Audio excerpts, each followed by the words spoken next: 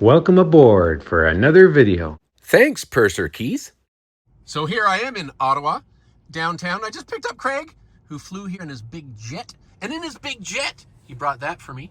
And so Craig of brickarmycanada.ca, I'll leave a link in the description of this video. And Craig's my friend, and he's come along. We're going to have a day out. Hello, Craig.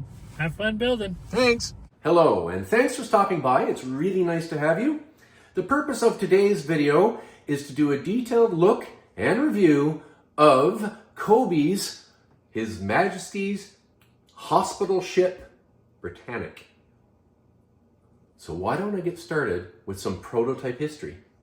It's time to go to my reading chair and look into my shelf of nautical books. Now, there's plenty of stuff online as well. Britannic was the third of a set of sister ships. The first being Olympic, and we know that Olympic went on to a stellar career as a troop ship in World War I, a hospital ship sometimes. Then it went on to be a passenger liner and a cruiser. It eventually gained the nickname Old Reliable. So Olympic, well-known history, great ship. It, of course, had a whole pile of extra lifeboats added to it, a double skin, heightened watertight bulkheads in a refit after its sister ship, the second ship in this series, Titanic, sank.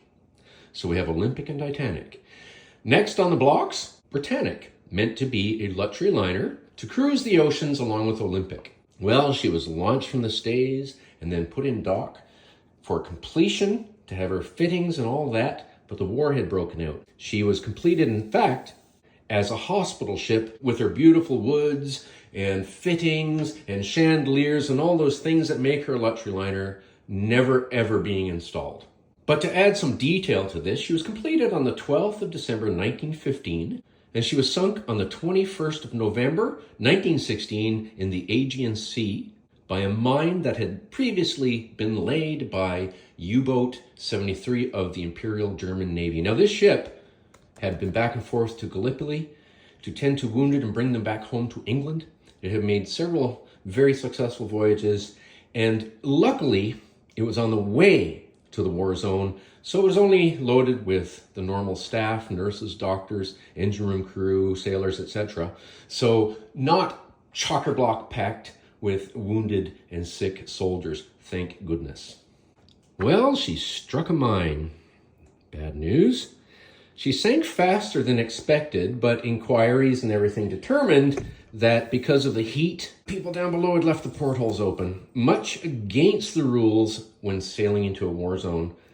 And so when the ship was struck by the mine, would probably have been, possibly saved, but for the fact that all the portholes along the bottom were open, and of course water just poured into them.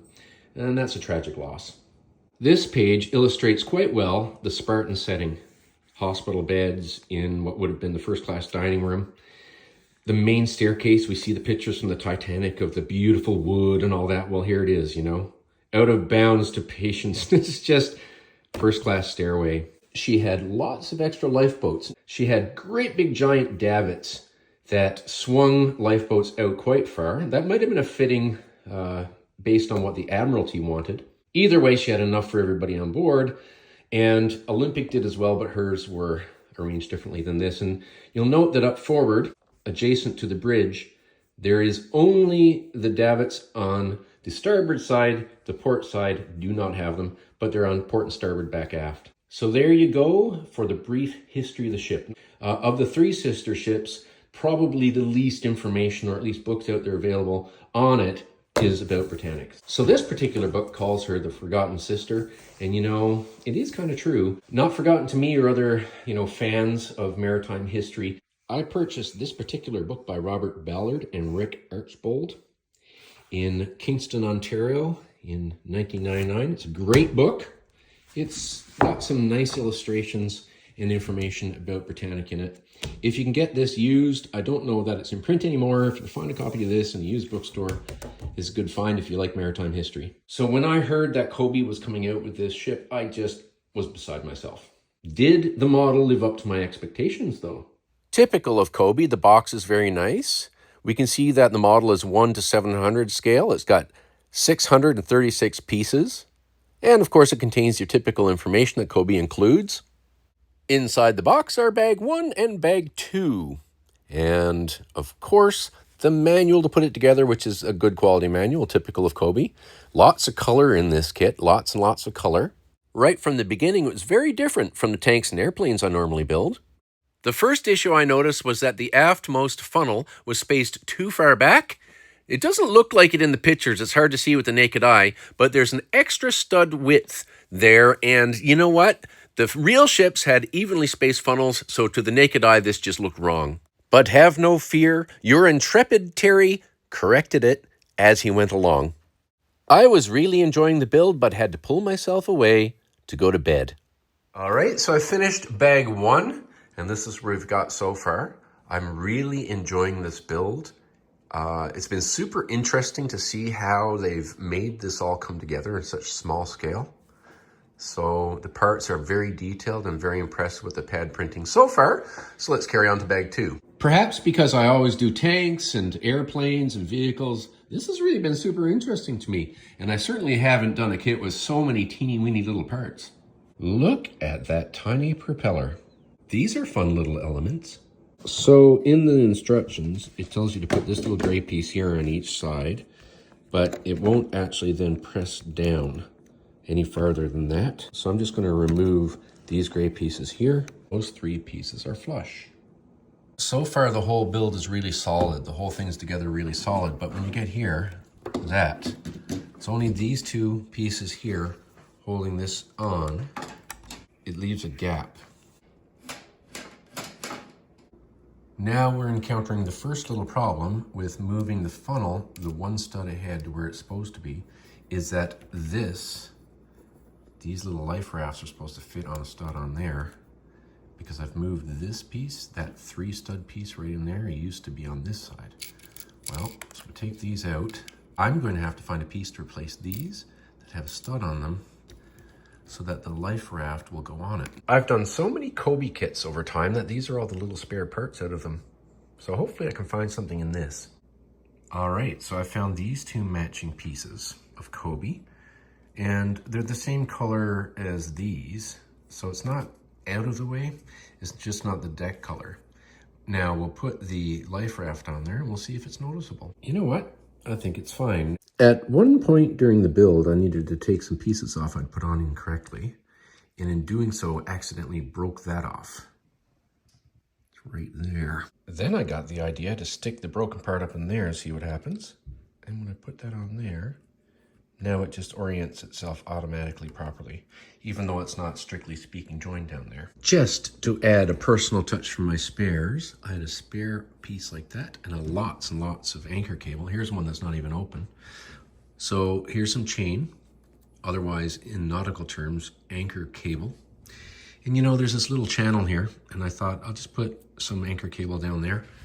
It's just my own little personal touch. And for about the 3rd time while picking up the vessel to do that work, I knocked that off. Guess what I'm going to do to these studs and those.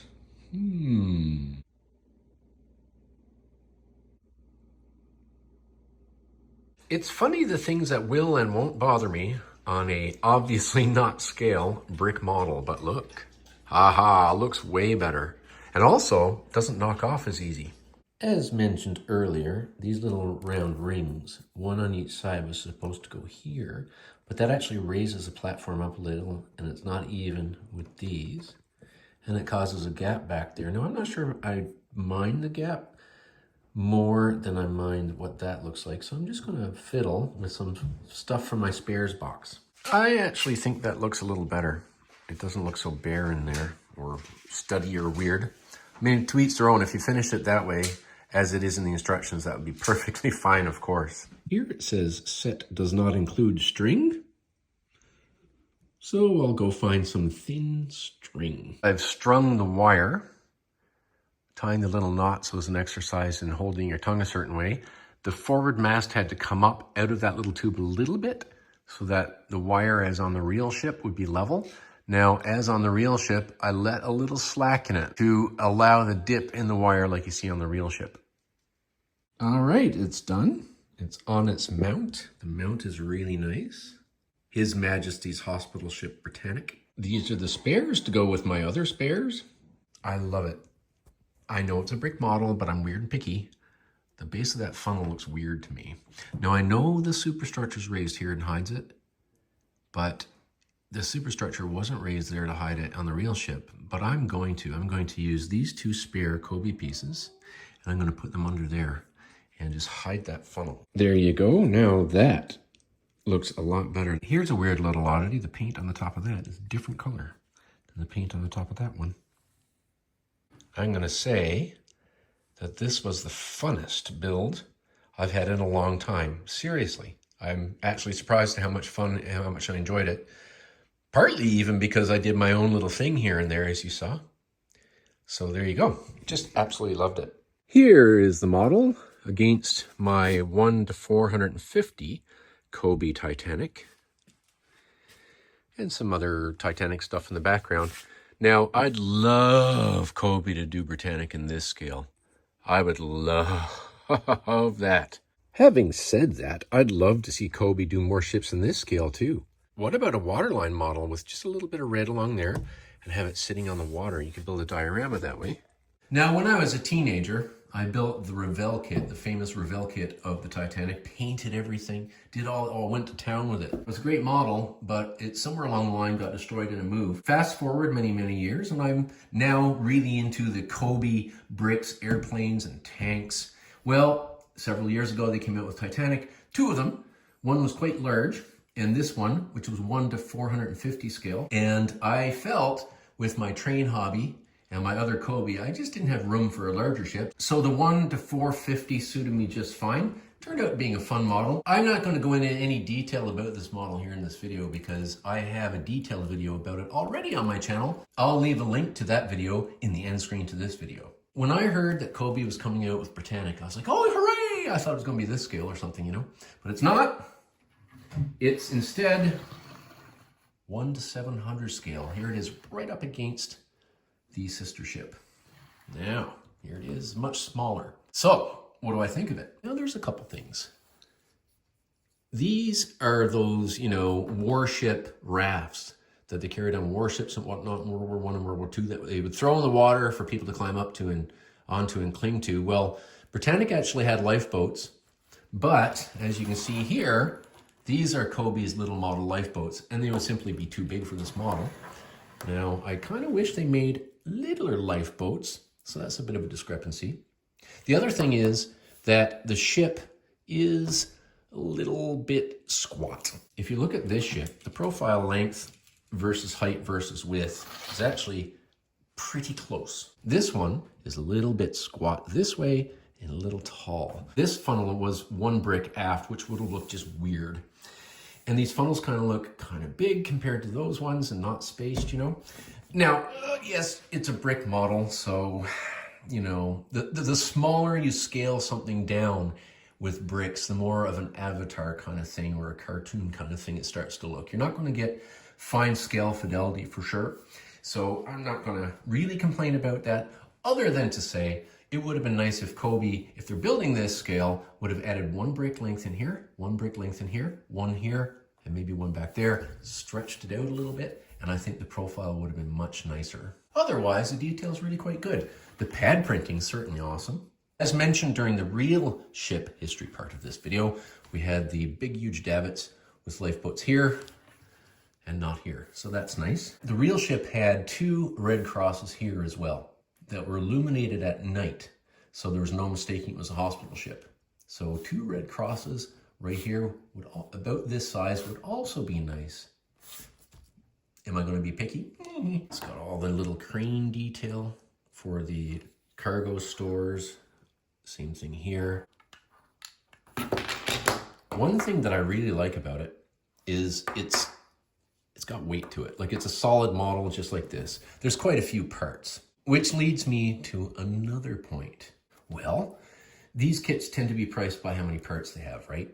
Now, most of the parts in this are teeny weeny parts, as opposed to parts in this, which are much bigger, including this one-piece bow. I think it's a little bit high priced for a tiny little brick kit like this. But when you consider how many pieces are in it, and there's lots, guess that's just the way it is, right? Even though it's a little avatar in a sense and not as detailed as the larger models can be, I really do still like it though. The brake quality is very good, notwithstanding the irritation about the stern already discussed. That could be better. So Kobe, please pay attention to your quality control there. It brought a smile to my face when building it. When I put it up on the shelf downstairs, it brought a smile to my face. And of course now I have Britannic. Well, Kobe, if you're listening, Olympic. All we need is an Olympic in this scale maybe, or this scale maybe. But let's do an Olympic, please. And then we can put the three sisters together, and I think that would be wonderful. All in all, I am pleased with it. If you're a World War I history buff, nice little model to have as well. Unusual. Usually, you know, we get tanks and airplanes and such. So there you go. I would encourage Kobe to come out with more ships in this scale for those of us who are challenged with space. Again, I'd like to thank Craig. Check out his store, link in the description of this video. I hope that you found this review helpful.